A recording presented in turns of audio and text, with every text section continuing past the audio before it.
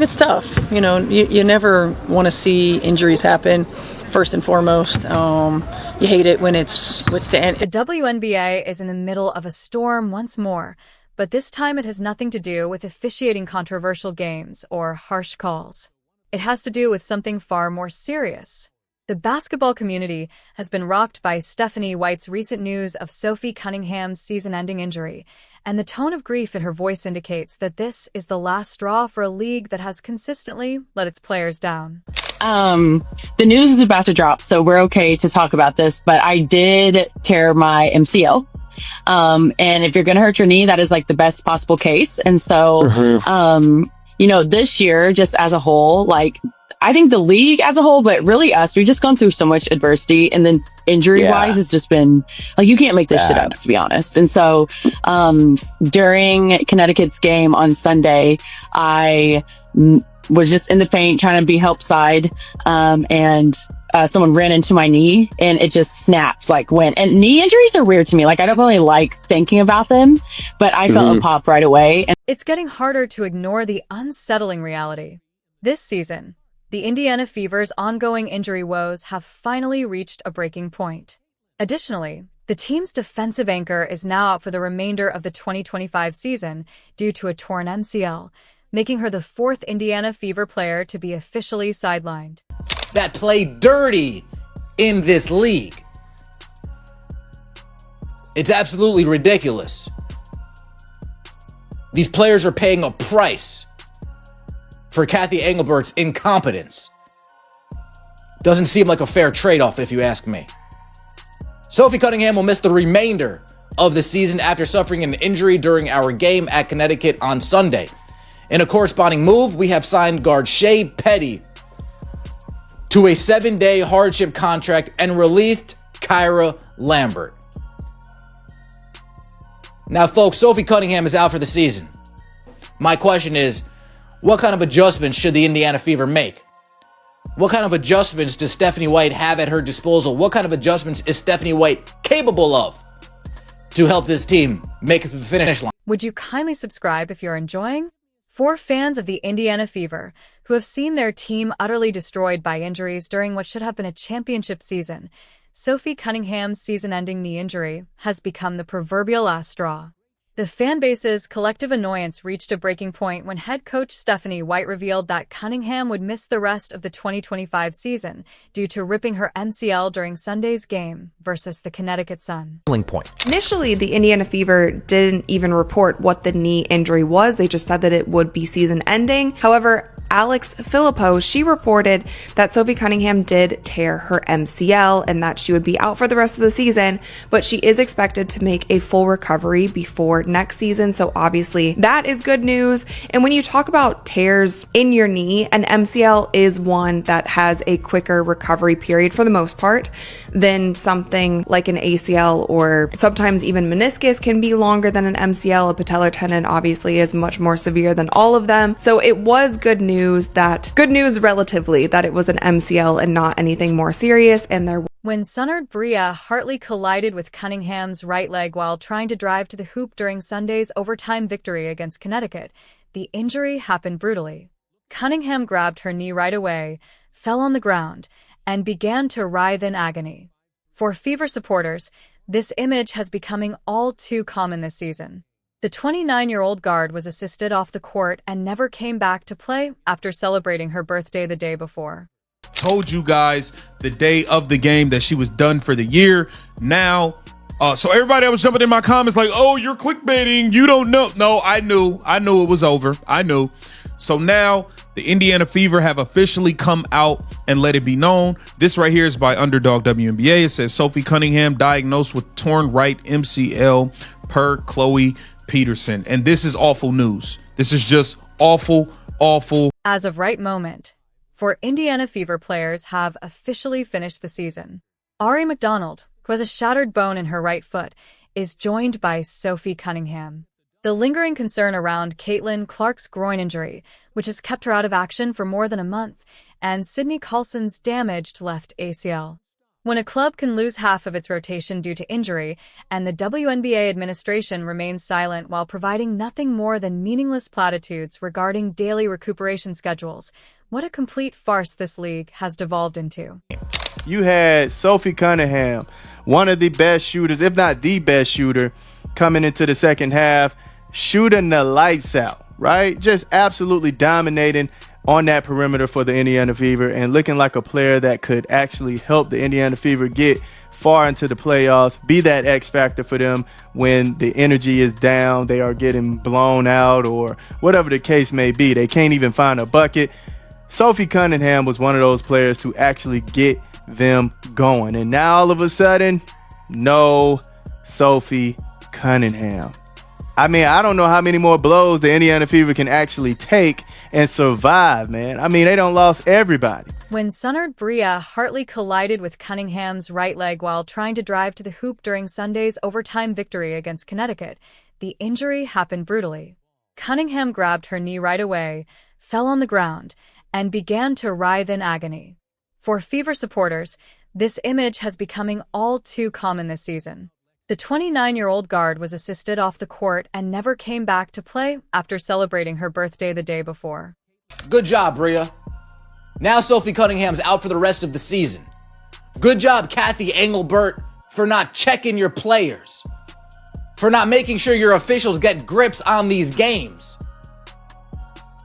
for letting all types of malice behavior to take place on the court. These players feel they have the right to take cheap shots. These players feel like they have the right to dive at people's legs. And now Bria Hartley has claimed her latest victim. For the season, players are out. Take a moment to process that. Caitlin Clark is still out indefinitely due to a groin injury that has prevented her from playing since July 15th, and 4 Indiana Fever players are now officially finished for 2025. It's more than just bad luck. This injury epidemic is the result of a league's systemic refusal to confront the growing physicality and subpar officiating. Cunningham had become an essential component of the Fever's jigsaw, scoring 8.6 points and 3.5 rebounds per game, while shooting a career-high 46.9% from the field and 43.2% from three-point range, so her absence is especially heartbreaking. She had filled in as a temporary point guard after McDonald and Carlson suffered season-ending injuries on August 7th. And now, at the worst possible time, the Fever have lost their experienced leadership and defensive anchor. A moment of celebration was completely overshadowed by the devastating news that the WNBA received yesterday afternoon. Sophie Cunningham, the only star remaining in this toxic turd, the only recognizable face amongst a league filled with anonymous faces. The Indiana Felines announced yesterday afternoon that Sophie Cunningham was out for the rest of the season. Translation? The WNBA season is officially over. It is impossible to exaggerate how these injuries have a domino effect. The Fever are virtually playing with a skeleton crew of their intended lineup because Clark is still recovering from her groin injury, and there is no estimated time of recovery. Even Clark doesn't know when Sophie Cunningham will return. She admitted on her podcast, calling it a day-by-day situation where the main goal is to get her back in peak condition. The WNBA's total silence on the matter only serves to exacerbate the situation. The physicality won't be looked at by the league. The officiating will not be examined. Players that routinely target opponents with risky actions won't be investigated. Their biggest stars fall like flies, and they just let the methodical targeting go on. And, you know, I'm so proud of this group, and I know at this point it sounds cliche, but they have been so resilient. They have been so connected. They have stayed together. They have found a way. And you know, because of that, it's continued to put us in position to win ball games. And we're going to continue to battle, and we're going to continue to put ourselves in position. And we know it's not an easy road, but there's no group that I'd rather go to battle with. The tragic news that the WNBA heard yesterday afternoon utterly overshadowed a time of rejoicing. In a league full of generic faces, Sophie Cunningham is the only identifiable face and the only star left in this toxic muck. Sophie Cunningham will miss the remainder of the season, the Indiana Felines announced Tuesday afternoon. Interpretation. Officially, the WNBA season is over. From the standpoint of injuries, the 2025 season has been a complete bust, with tracking data indicating 105 injuries as of June 24th, a rate that would surpass totals from prior years. In contrast, there were 204 injuries for the entire 2024 season, compared to 175 at the end of 2023. However, the WNBA's leadership says nothing, conducts no inquiries, and takes no responsibility for the hazardous atmosphere they've permitted to grow. The organization's overall dissatisfaction is aptly captured by head coach Stephanie White's response to Cunningham's injury. "It's terrible at the moment. When you get down there and see her, you think, okay, let's just hope she can relax and regain her composure before we move on to problem solving," White said. "How can we position ourselves for success? What must we accomplish? I believe that's how I managed to survive." The reality that injuries that may have been avoided with adequate officiating and league control force White to constantly switch into problem-solving mode. The Dump averaged 1.4 million viewers on ABC, up 13% over last year. Of course, the number is inflated. It's an illusion. Ratings on ABC were inflated because nearly half their games featured the Indiana Felines. There were 12 games on ABC this year. 7 of them did not feature the Felines. I would give you the average of those 7 games, but ratings are mysteriously missing for 4 of those exciting matchups. WNBA ratings are mysteriously missing for games that aired on broadcast television. The Indiana Fever are in desperate need of Caitlin Clark's comeback now that Sophie Cunningham has officially finished the season. The only thing that can save what could have been a championship season is Clark, who has been out since July 15th due to a groin injury. The squad has been struggling without its main player, losing 10 games without Clark, and seeing their playoff standings drop from a comfortable position to a vulnerable 7th place. The grim narrative of Clark's significance to the Fever and the WNBA as a whole is conveyed by the viewership figures. Nationally televised games have witnessed a disastrous 55% decline in ratings during Clark's absence, going from an average of 1.81 million viewers to just 847,000. During her absence, the Fever's ticket prices have fallen by 47%, while resale prices have fallen by more than 60%. These are more than simply numbers. They stand for the fact that, in the absence of Caitlin Clark, the WNBA loses much of its appeal to mainstream sports fans. "This is the first time I haven't felt like a young body that can run around and sprint every day," Clark said, acknowledging the physical toll this season has had. It should raise serious issues for the league that a 23-year-old player is voicing worries about her body failing. However, they nonetheless permit the risky physicality that has caused this injury epidemic. If Sophie Cunningham can't come back for the rest of the season, do we even bother playing with fire and bring Caitlin Clark back? Do we even bother playing with fire, risking potential further injury in bringing Caitlin Clark back? This has been a season from hell. This has been a terrible experience as far as the 2025 WNBA season goes. Especially if you're a Caitlin Clark supporter, especially if you're an Indiana Fever fan. You see Caitlin in and out, in and out, in and out, out for the longest period of time now. In these conditions, how is it possible to expect the Indiana Fever to win? With 4 players out due to season-ending injuries, they now have the most challenging remaining schedule in the league. The Fever, without its key players, will have to play the league-leading Minnesota Lynx 3 times in addition to difficult games against clubs vying for a postseason spot. The breakdown of the schedule demonstrates how difficult the road ahead will be. Indiana has the most challenging remaining schedule in the WNBA, facing opponents with an average winning percentage of .593 over their last 9 games, according to Strength of Schedule rankings. This includes difficult games on the West Coast against teams vying for postseason spots, as well as 3 games against the 28-5 Minnesota Vikings, who are poised to establish a new single-season victories record. However, According to ESPN's Basketball Power Index, the Indiana Fever managed to hold onto an 87.1% chance of qualifying for the playoffs in spite of this setback that would have destroyed most teams. This shows how unstable their circumstances have been, but it also speaks to the foundation that was laid early in the season with Clark in the forefront. They are now only half a game ahead of the 8th-seeded Seattle Storm after dropping from 6th to 7th place in the rankings.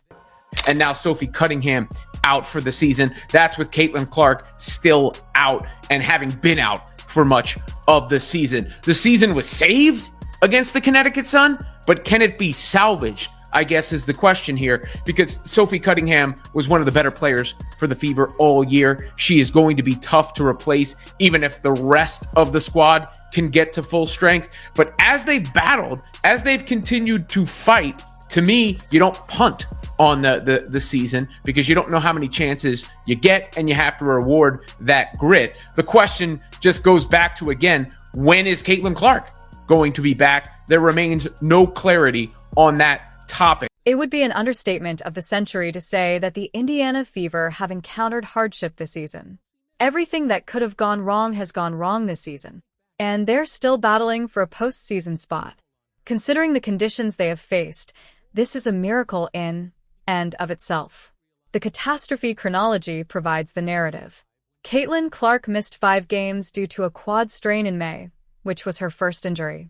She made a brief comeback before missing 2 weeks due to a groin ailment in late June. She returned, but on July 15th, she sustained another groin injury that has prevented her from returning for more than a month. In the meantime, Sydney Carlson and Ari McDonald both sustained season-ending injuries in the same game on August 7th. Carlson had a ruptured ACL, while McDonald had a broken foot. 10 days later, Sophie Cunningham's torn MCL puts her on the season-ending injury list.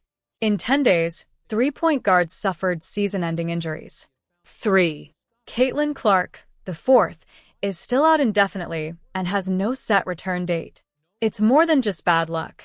The WNBA is refusing to confront this systemic breakdown in player safety. It is very amazing that despite losing their whole backcourt, Indiana is still in the running for the playoffs. As important players go like flies, Coach Stephanie White is largely responsible for keeping this squad cohesive by adjusting her rotations and game plans on the fly. The most recent attempt to reassemble a competitive squad is the signing of veteran guard Shea Petty on a hardship contract, but it's really like putting a Band-Aid on a cut artery. Man, I mean, they done lost everybody. Everybody. Oh, this sucks. It sucks, man. This hit me in the gut when I saw this. And it's like you don't want to actually bring Caitlin Clark back as soon as possible, right? You don't necessarily want to do that, but they might have to. They might have to, man. Now, with Sophie, I was like, maybe she could sit out for a little bit. Maybe they could still survive what's coming up. I know a lot of people were like, well, they're running into the Lynx and, this schedule is tough. I get all that, but even in this first game, the Lynx have a back-to-back. So they're going to be playing a back-to-back Lynx in the first game. They could possibly pull that off. The WNBA's underlying issues are made clear by Sophie Cunningham's injury and the larger dilemma the Indiana Fever are currently facing. This league has grown so reliant on Caitlin Clark for revenue, and viewing that a 55% decline in ratings occurs when she is not present. However, they were unable to shield her from the harmful physicality that has prevented her from playing for the majority of the season. The injury epidemic is not limited to Indiana. This season, 5 of the 8 All-Star starters, Clark, AEL Wilson, Sata Sabali, Ryan Howard, and Angel Ree, have struggled with serious injuries. The WNBA leadership continues to overlook the confluence of player safety concerns brought about by the league's shortened schedule and heightened roughness. The financial ramifications, meanwhile, are astounding.